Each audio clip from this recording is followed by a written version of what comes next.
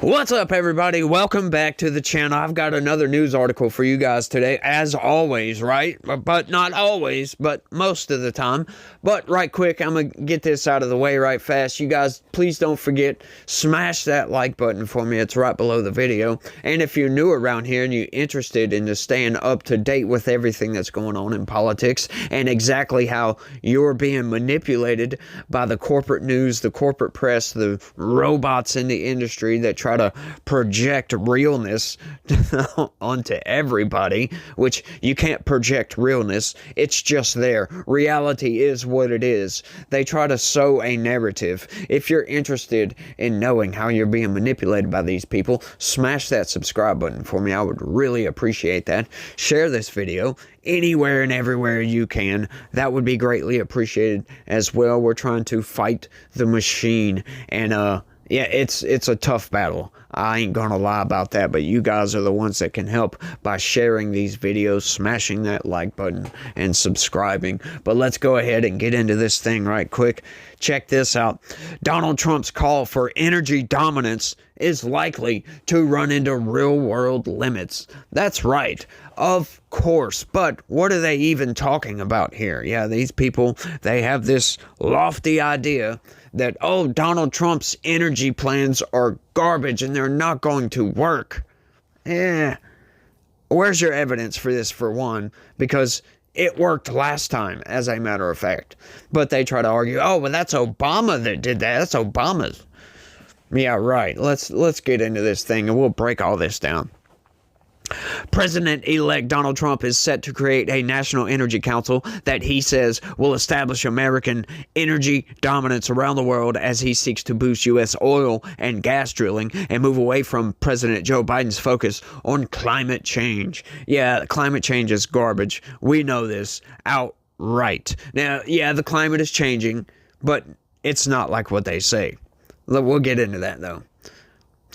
The Energy Council, to be led by North Dakota Governor Doug Burgum, Trump's choice to head the Interior Department, will be key in Trump's pledge to drill, and sell more oil and other energy sources to allies in Europe and around the globe. The new council will be granted sweeping authority over federal agencies involved in energy permitting, production, generation, distribution, regulation, and transportation, with a mandate to cut bureaucratic red tape, enhance private sector investments, and focus on innovation instead of totally unnecessary regulation, Trump said. I happen to totally agree with that. When you take the regulatory shackles off the economy booms. It can explode. It can do its thing. You know, just expand and grow like we've never seen before. Our economy, right? Donald Trump has a proven track record of this. His last administration, the economy expanded by a pretty good margin. We were all doing well. You know, inflation was low. Wages were coming up. You know, we were just doing really, really well. But let's keep going. But Trump's energy wishes are likely to run into real-world limits. For one, U.S. oil production under Biden is already at record levels. You love how they say that. That is like saying, you know, energy production is already at record levels. That is like saying, you know, McDonald's is making more cheeseburgers today than they were 5 years ago. Of course they are. As the population grows, right? As the economy grows, everything grows with it. What are you trying to say here?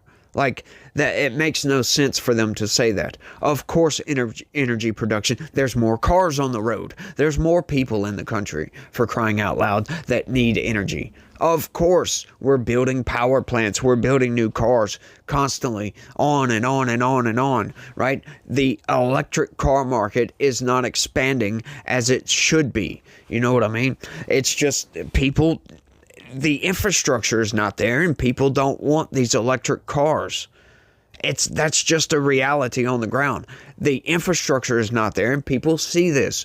They have to go and search for a charging station to charge their car. That is not good, considering if you have a gasoline-powered car, you can just go down the street, and you will eventually run into a gas station. There's hundreds of thousands of gas stations in this country, as a matter of fact. There's not that many charging stations. You have to search one out. And hey, there's a possibility you might not make it. That's people's fear of electric cars. It's not that they don't want them or they don't want to be green. It's just that the infrastructure hasn't built up. It's in its infancy, for crying out loud. I can almost assure you in 50 years, right, there'll be a lot more electric cars on the road. A lot more. But let's keep going. The federal government cannot force companies to drill for more oil, and production increases could lower prices and reduce profits. That's interesting. Of course they can't force them to, but what are they trying to say here? As if the market expands, they're not going to drill for more oil? And what do they mean, reduce profits? Right? Yeah, if the gas price goes down, but you're selling 10 times as much gas, yeah, your profit margin might be slimmer, but you're still making money hand over fist, plus you're expanding. So that argument is bunk outright. A call for energy dominance, a term Trump used in his first term as president, is an opportunity, not a requirement, for the oil industry to move forward on drilling projects under terms that are likely to be more favorable to industry than those offered by Biden, said energy analyst Kevin Book. Whether Trump achieves energy dominance, however he defines it, comes down to decisions by private companies based on how they see supply-demand balances in the global marketplace, said Book, managing partner at Clearview Energy Partners, a Washington research firm. Don't expect an immediate influx of new oil rigs dotting the national landscape, he said. Yes, this takes time. We all know this. Trump's bid to boost oil supplies and lower U.S. prices is complicated by his threat this week to impose 25% import tariffs on Canada and Mexico, two of the largest sources of U.S. oil imports. The U.S. oil industry warned the tariffs could raise prices and even harm national security. Now, that's just a BS argument. National security? Really? For oil? For tariffs? Are you serious? Like, how much oil do we really buy from Mexico? I might have to research into that. But once again, the whole point of tariffs, there's two things here. It's a negotiating tactic because, you know, we've got a lot of other things coming across that southern border that we don't want to come across illegally, right? Not just people. We're talking about other things as well on top of that. There's a lot of stuff that comes across that border illegally that we don't want. It's a negotiating tactic for Mexico to help us stop some of these illegal activities going across that southern border, right? So if they don't want these tariffs, they're going to submit to our demands. That's just simple. Plus, they're not looking at the fact that if we increase oil production in this country, if we release all these leases so they can drill on federal lands, we won't need to import oil. Why? If we have the ability to be self-reliant on oil production, why do we need to import? We don't, and that's the point. It would be cheaper to drill for our own oil instead of buying it off of somebody else. That's the point.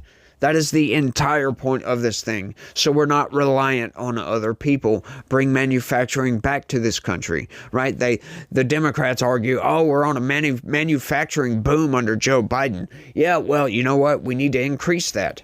We need to have more manufacturing in this country. That's the point of Make America Great Again, is to boost manufacturing into this country, get U.S. citizens to buy U.S.-made products, to be self-sufficient for everything. We don't want to have to be reliant on China, on Mexico, on South America, on Russia, on anybody. We want to be self-reliant. That's what Make America Great Again is all about.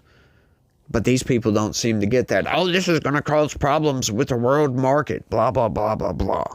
They don't understand the point to tariffs. They say, oh, well, it's a tax. It's not a tax. They're lying to you on this because for the simple fact, it's not a tax. If you don't buy imported goods, then those tariffs affect you not, as a matter of fact.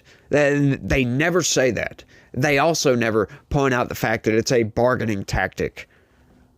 But you know what? Our government used to be run completely on tariffs, as a matter of fact. Back in the day. You can't do that anymore, however. You know, I say you can't. You probably could, but it would be difficult to do so. Put it that way. Canada and Mexico are our top energy trading partners, and maintaining the free flow of energy products across our borders is critical for North American energy security and U.S. consumers, said Scott Lauerman, speaking for the American Petroleum Institute, the oil industry's top lobbying group. Oh, there we go. Now we're listening to the lobbyists. No. We don't need to listen to these lobbyists. They only have their own interests at heart, if you will. American fuel and petrochemical manufacturers, which represents U.S. refineries, also opposes potential tariffs, saying in a statement that American refiners depend on crude oil from Canada and Mexico to produce the affordable, reliable fuels consumers count on every day. Yes, currently. However, these same producers are owned from companies outside of the U.S. So, yeah. Of course. However, if we are not reliant on other countries for oil, for crying out loud, right? Like, these people are just totally disregarding the fact that it's cheaper to drill and get your own oil than it is buying it from somewhere else. That's just a basic fact you can't get around. You cannot get around that fact. Right? If we're a net exporter of oil, of energy, for crying out loud, then we're doing really good. But they don't seem to get that for some reason. Scott Siegel, a former Bush administration official, said the idea of centering energy decisions at the White House follows an example set by Biden, who named a trio of White House advisors to lead on climate policy. Siegel, a partner at the law and policy law firm Bracewell, called Burgum a steady hand on the tiller, with experience in fossil fuels and renewables. And unlike Biden's climate advisors, Gina McCarthy, John Podesta, and Ali Zaidi, Burgum will probably take his White House post as a Senate-confirmed cabinet member, Siegel said.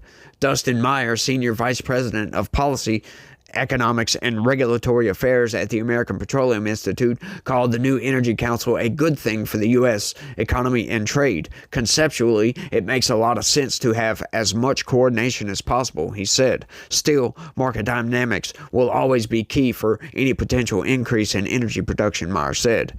John Elkland, a senior research scholar at Columbia University's Center on Global Energy Policy, called energy dominance a deliberately vague concept, but said it's hard to see how Trump can push more oil into an already saturated market. Yes, as a matter of fact, he can do that if we're exporting oil.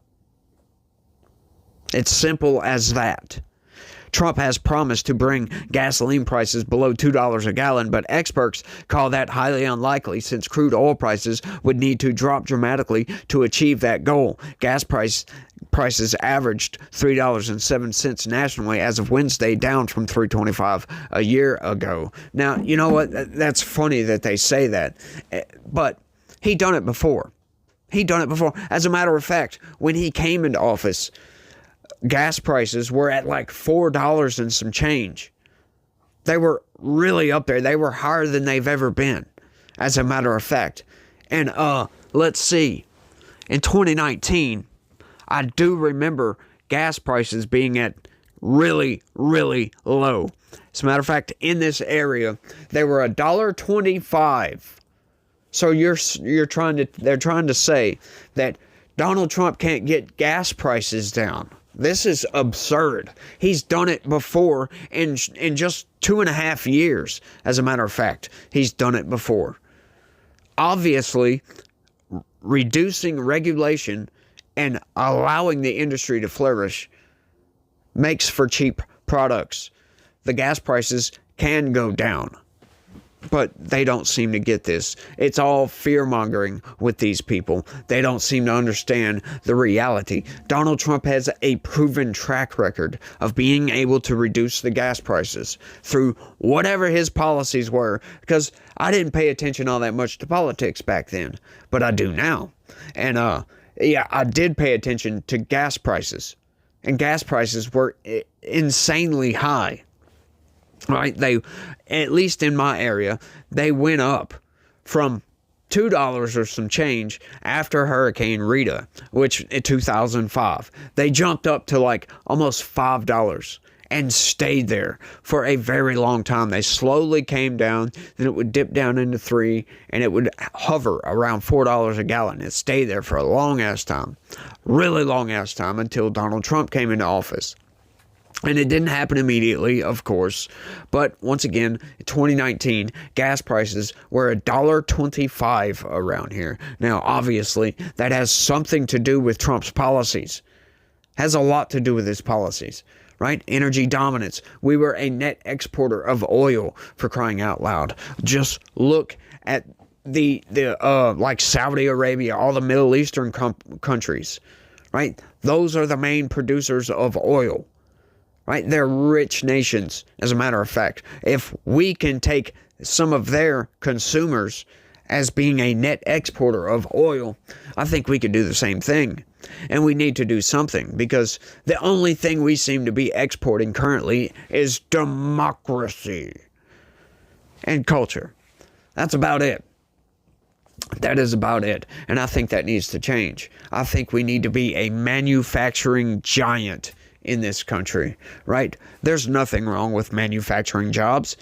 I don't see anything wrong with that whatsoever. I don't think we need to be reliant on China and reliant on imported goods for our daily needs. I think that's garbage. I think that buying American is America first, right? It's the whole point of MAGA, making America great again. We can be great again, and we're going to be great again, as a matter of fact, if Donald Trump can do what he says he wants to do. These are all very good things, but this whole energy thing, right, I think, personally, we do need to clean up emissions, because just burning coal, I think we need to get rid of all the coal-fired power plants, to be honest with you, right?